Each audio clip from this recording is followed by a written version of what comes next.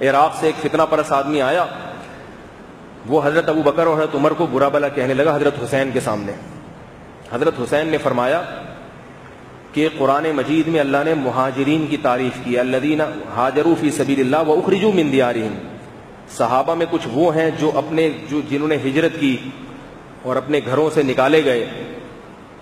تو کہنے لگے حضرت حسین بتاؤ کیا تم ان لوگوں میں سے ہو؟ تو وہ عراقی کہنے لگے نہیں۔ فرمایا کچھ لوگ وہ ہیں جنہوں نے ان مہاجرین کی مدد کی جن کی قرآن نے تعریف کی ہے، والذین تبوؤا الدار والایمان من قبلہم یحبون من ہاجر الیہم، وہ انصار ہیں جنہوں نے مہاجرین کی مدد کی، اللہ نے ان کو بھی جنتی قرار دیا۔ تو حضرت حسین نے فرمایا کیا تم ان لوگوں میں سے ہو؟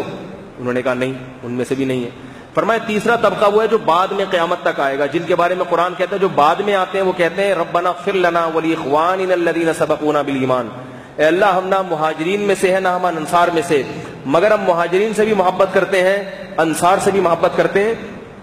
اور اے اللہ لا تجعل فی قلوبنا غلا، اے اللہ نہ انصار کی نفرت ہمارے دلوں میں ڈال اور نہ مہاجرین کی نفرت۔ حضرت حسین نے فرمایا تم اس فریق میں سے بھی نہیں ہو، کیونکہ تم ابو بکر اور عمر کی برائی جب کر رہے ہو تو تمہیں نہ مہاجرین سے محبت نہ انصار سے محبت، اور نہ وہ تیسرا طبقہ ہے، نہ تم مہاجرین میں سے ہو نہ تم انصار میں سے ہو، نہ اس طبقے میں سے ہو جو مہاجرین سے یا انصار سے محبت کرتا ہے، تو تمہارا قرآن میں کوئی تذکرہ نہیں ہے اچھائی میں۔ کیسے مضبوط دلائل سے دفاع کیا کہ ابو بکر اور عمر تو ان لوگوں میں سے ہیں جنہوں نے اللہ کی خاطر اپنے دین کو چھوڑ کر ہجرت کی،